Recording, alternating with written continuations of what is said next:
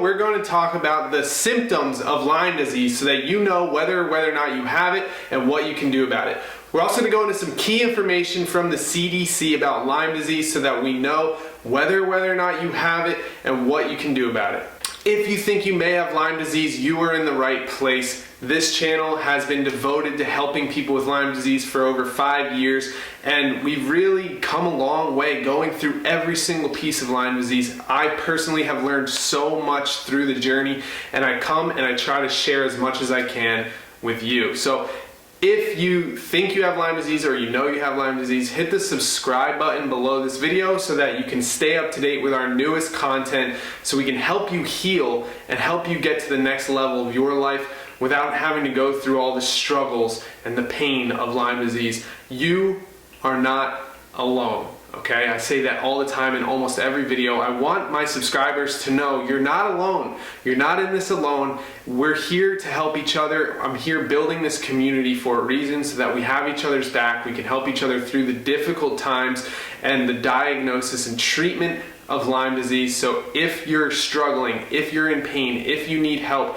if you want to talk about your struggles, feel free to comment below and hit that subscribe button so that we can help each other out and we can learn and grow together. With that being said, let's get right into how many people have Lyme disease, what are the symptoms, and what to look out for. Let's go. So if you think you have Lyme disease, you are not alone. According to data from 2018, approximately 476,000 Americans are diagnosed and treated for Lyme disease each year. And that's that. The diagnosis is incredibly difficult and the tests are very inaccurate. Okay, signs and symptoms of untreated Lyme disease. This is directly from the CDC website. So the first thing here is fever, chills, headache, fatigue, muscle and joint aches, and swollen lymph nodes may occur in the absence of rash. In my opinion, this can also happen with the rash, and this happened to me. And the thing about this is, if you read this, it's generally just like the flu. So it feels like you just have like a flu for, a few days. So for me, I actually did receive the fever, the chills, I got all this stuff, muscle and joint aches. When you have the flu and you're just kind of like achy and you don't want to move and it hurts a lot and you're just like, man, I really don't want to do anything.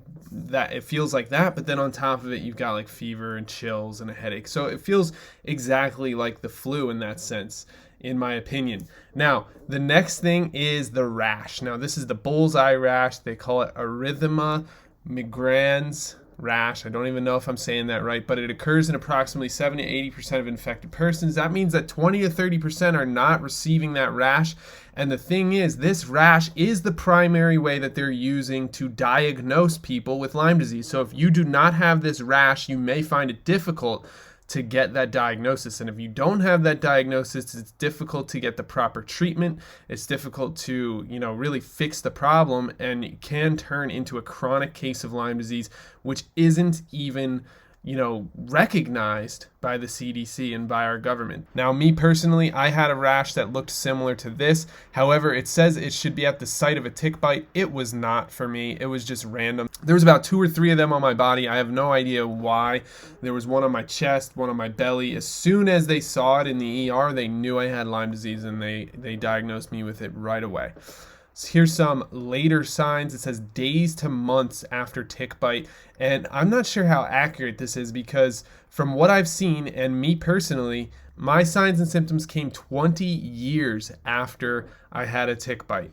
So these things can really lay dormant and show their signs later on. It doesn't need to be directly from a tick bite right away, but here's a few of the symptoms: severe headaches and neck stiffness, additional rashes on other areas of the body. I had that. Facial palsy, which is terrifying. It looks like this picture here where you lose muscle tone or one side of your face starts to droop. You can get arthritis, severe joint pain, intermittent pain in tendons, heart palpitations. This is what I had. I had an irregular heartbeat that went down to 30 beats per minute. It was terrifying. I thought my heart was going to stop and I was going to die. Episodes of dizziness. I also had that. I don't know if it was because of the heart problems or if it was just because of Lyme disease itself. But you can also have inflammation of the brain and spinal cord, which is really scary because our brain is obviously very important. We don't want it to be negatively affected by any diseases. And that's pretty much it. So as you can see, there's a pretty long list of very seemingly unrelated symptoms that can be attributed to Lyme disease. And the thing is, these things can also be attributed to other diseases and other problems like fibromyalgia and things of that nature. So that's really all the CDC website is giving us.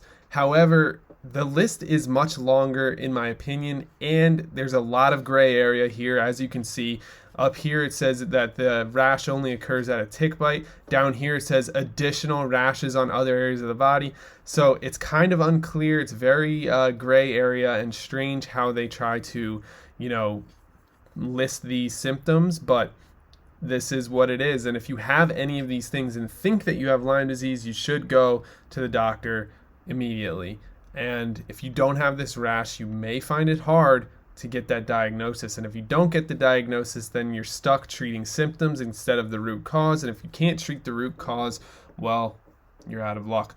However, always treating the root cause can come down to a few key areas of your life, which is mental health and stress, nutrition, and exercise, as well as, living a lifestyle that aligns with being the healthiest version of yourself. This means, reducing stress, meditation, doing things like exercising lightly if you're in pain, and maybe heavily if you're not in much pain at all. Also, eating a lot of whole plant-based foods that are natural, straight from the earth. These are going to give your body the nutrients that it needs to help fight off any infections and to, really keep your body in top shape so that you can fight off any of these infections that may occur from Lyme disease. So there you have it. If you didn't already, hit the subscribe button below this video so that you can stay up to date on the newest, latest, and greatest in Lyme disease and all of the things that are coming out now that the CDC is really starting to take things a little bit more seriously and realizing that this is a serious problem that's threatening the health of many Americans. So hit the subscribe button below so we can keep you up to date and so that we can continue to do this great work and help our community heal from Lyme disease. Thanks so much for watching. Again, my name is Ryan Kearns, and I'll see you next time. Bye.